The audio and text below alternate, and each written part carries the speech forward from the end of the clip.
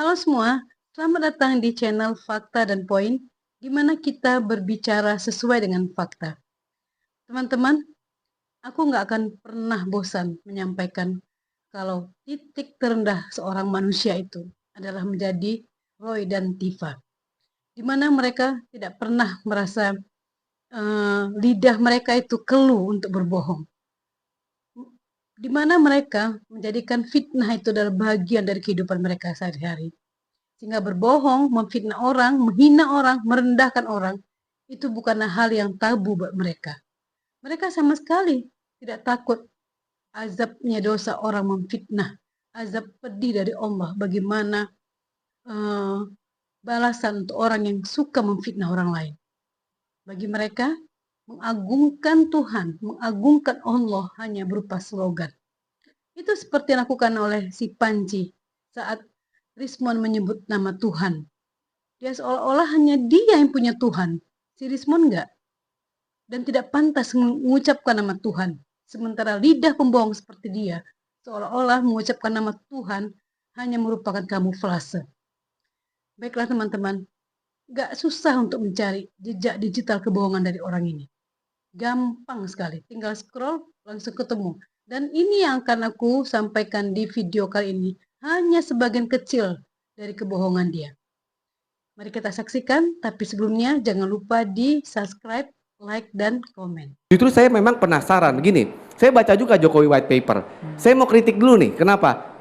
Pertama, terminologi white paper itu apa sih? White paper itu sebenarnya alat propaganda, jangan salah. White paper itu sejarahnya ada alat propaganda yang digunakan oleh pemerintah untuk menjustifikasi satu kebijakan. Yang paling terkenal, white paper yang paling terkenal itu adalah kebijakan British mendukung Israel dalam pendudukan Palestina. Tapi kalau dalam konteks itu saya kritik dulu satu. Yang kedua saya lihat tidak ada probabilitas errornya di situ.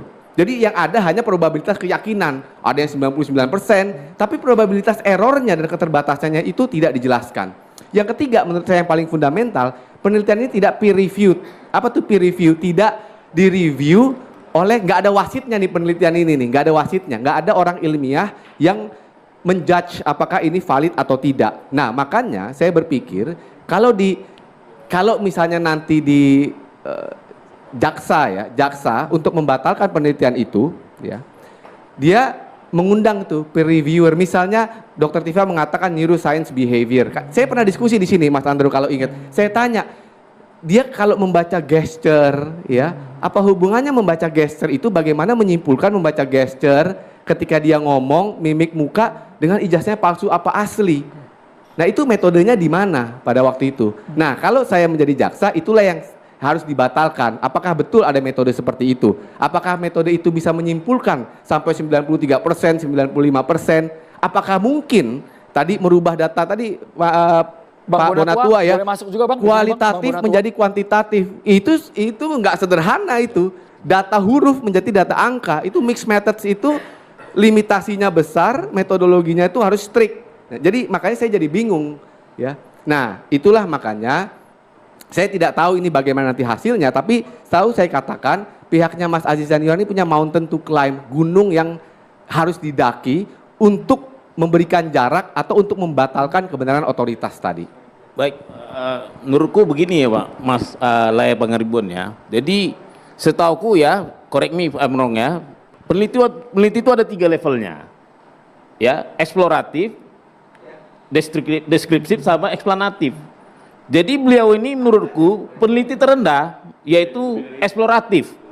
Dia eksplor doang. Dokter Tifa ini ya. RRT ya. Bayangkanlah sebuah penelitian, ibaratnya ini Michael Hein dulu, dia nggak tahu bumi ini bulat, tapi dia coba aja, pokoknya ketemu apa-apa diceritakan, Ini menarik.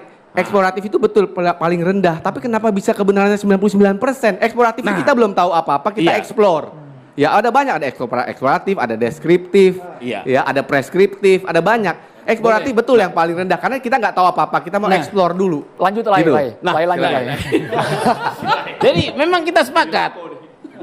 Kalau seandainya ini forum ilmiah, kita akan bertanya itu ke Pak Roy. Tapi kan pertanyaan yang tidak.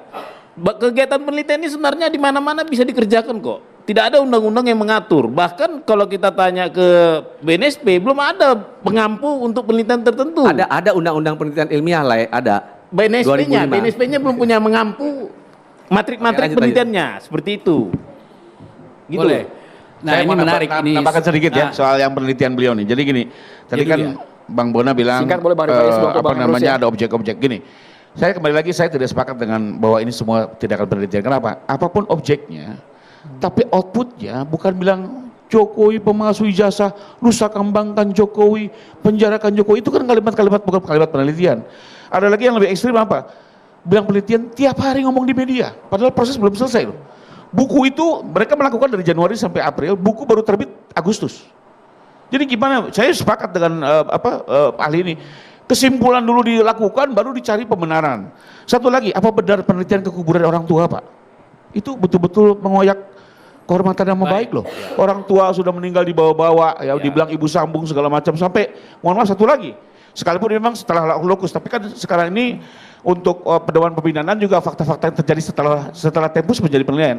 Boleh. Pada saat launching buku di UGM, mohon maaf, Dr. Tifa menggunakan kata-kata yang sangat keras, bahkan menyerang fisik Pak Jokowi, bicara otak kecil, diketepeli dan segala macam. Jadi kembali lagi, kami kok meyakini bahwa ini bukan bagian dari penelitian, ini hanya sebuah pembenaran-pembenaran, dan nanti biarlah di persidangan semua akan terungkap. Saya sepakat Bang, kita tidak boleh menyerang harkat martabat manusia, saya sepakat.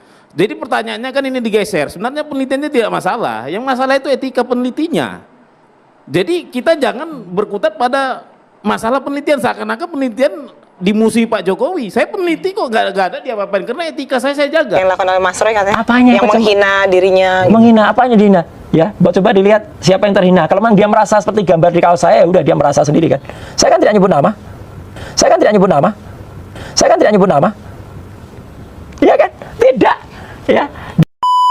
Mereka ibaratkan yang teriak-teriak itu, ya, itu adalah Taufik Bilpake, kemudian Richard Utajulu dan kawan-kawan mereka. Mana tuh Mas Roy?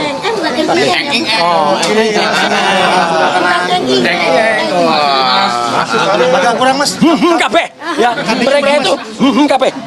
Nah, itu ya. Ketua harian, akulah. Ya, si Billy, ya. Billy itu punyanya Michael yang jaga di luar, yang itu namanya Billy itu ya. Iya, benar ini. Atau Muhsin Taufik Bilpake ini. Si Billy itu nama anjing saya. Yang paling gede itu namanya Billy. Itu nama anjing saya, nama si Billy. Itu nama anjing saya. Kayak gini kelakuan orang yang katanya dokter. Dokter pun disertasinya ini. Bukannya panci yang dicurinya. Ide kreatif orang pun dicuri sama orang ini. Oh alah Janes. Kau sibuk Billy nama anjing kau. Sebentar lagi pun kau telap itu anjing kau itu. Kalau minum tua kau nggak ada tambulnya. Penting, saya dititipi pesan oleh Universitas Negeri Jakarta, yaitu oleh Prof. Ari Satono. UNJ tidak akan menggelar konferensi pers atau menggelar statement resmi, tidak perlu. Beliau menyerahkan, sudah Mas Roy saja yang sampaikan. Karena nggak mungkin dari UNJ yang membuat press conference itu, enggak ya Prof ya? Kalau soal itu. Iya. Malah sebaiknya nggak usah aja Prof. Daripada nanti malah diseret-seret. Ya toh, saya aja nanti. Menangani kasus ijazah Jokowi ini sejak kapan? Saya ngecek semenjak si orang namanya Dian Sandi itu memposting pada 1 April. Saya punya data Anda di Twitter. Tolong ditampilkan. Sekarang saya tanya, itu Twitternya siapa? Oke, tuh. Februari 24, 2020. Ya. KRMT Roy Suryo. Oke. Bentar, saya baca 21 Februari 2020. Iya benar. 20. Oke. Kenapa? Bukan 2025 dong. Kenapa? Artinya, apa yang salah dengan itu? ya bukan namanya salah. Anda sudah memposting itu, berarti Anda sudah tahu sebelumnya. Nggak bisa. Nama saya ditulis-tulis padahal ini bukan saya. Kita dengarkan dulu Bang Roy, dengarkan dulu. Ini kita dapatkan. Nggak bisa bukti palsu. Sebentar, bukan bukti palsu. Ini kita dapatkan ya di salah satu sumber kami. Ya tentunya kami tidak mungkin menyebutkan di sini sumber kami. Nggak bisa, itu bukti sumber palsu. kami nanti. Tahan dulu ya.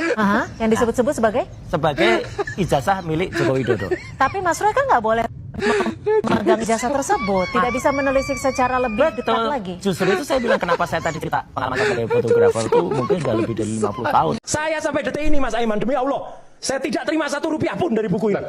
Brand Ambassador Gibran Endgame menerima duit kan? Lo yang namanya juga profesional. Berapa juta itu? Bukunya, duitnya mau saya kembalikan. Saya kembalikan. Berapa juta? Belum saya buka amplopnya. Oh gitu ya. Iya, belum saya buka. Berapa juta? Kalau memang mau saya nggak tahu, belum saya buka. Itu uang dari siapa? Nah itu uang dari siapa? Dari manajemen. Lah iya, saya belum pernah buka. Kalau memang mau saya kembali. Ini cuma satu kok. Iya. Yang aslinya? Lah itu kan kebakaran. Ini aja sudah maksimal bisa tak selamatin Mbak ketika rumah kebakaran. Nah, nanti saya ini ya Pak, Boleh, ini dibuatkan. Nanti Bapak yang di surat pernyataan ini sama originalitas nanti saya tempeli pakai materai asli. Boleh, Bapak tanda boleh. tangan Ya, bahasa siap, ya. siap. Tanda tangan ya. Jadi Iya, formnya itu, iya. Kalau dia satu paket itu yang saya kasih Bapak. Nah ya itu, yang kebakaran di kamar, tinggal ini tuh. Iya. Untung masih ada ini. Ya. Intinya moga-moga gak ada masalah ya, Mbak Elin ya. Ada orang yang ngeributin soalnya kurang kerjaan itu. Nah, yang jelas Mas Suryo menyampaikan bahwa dokumen yang lain itu terbakar. Jadi hanya itu yang bisa dia selamatkan ya. Rumah Mas Suryo terbakar. Ini rumah kapan? Kejadiannya kapan rumahnya Mas Suryo ini kebakaran ya. Dan ini menarik ya untuk mencoba untuk melakukan verifikasi ya bahwa kapan ya kejadian itu, di mana ya, dan seterusnya ya, itu nanti coba kita dalami. Jadi kalau kita lihat perjalanan studi Mas Suryo ini memang agak membingungkan kita, tetapi sekali lagi ranah itu pasti bisa dijawab oleh Mas Suryo dan UNJ. Nah, tinggal bagaimana ya, jangan sampai nanti data kebakarannya Mas Suryo ini justru menjadi pintu baru untuk orang kemudian menelisik kapan tempat di mana dokumen yang Mas Suryo sebutkan kebakaran itu disimpan, apakah di rumah yang mana, rumah yang baru atau rumah yang lama, tahun berapa ya. Itu menjadi sesuatu tanda tanya besar ya. Mengapa yang lain terbakar, mengapa yang satu utuh? Apakah itu disimpan secara terpisah atau apa? Kita tidak pernah tahu ya. Dari sini dulu video kita kali ini. Sampai jumpa di video berikutnya. Salam.